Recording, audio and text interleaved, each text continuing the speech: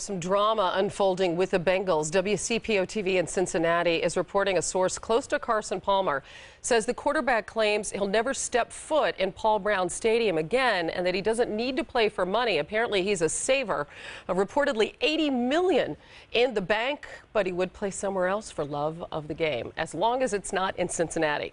And with some fans there looking ahead to that number 4 pick in the draft, the possibility of Cam Newton perhaps, how is this likely to play out in Cincinnati? Well, there was more color brought to the situation than there has been previously. This is nothing that we haven't heard before. Carson Palmer is determined to get out of Cincinnati. He doesn't want to play there again.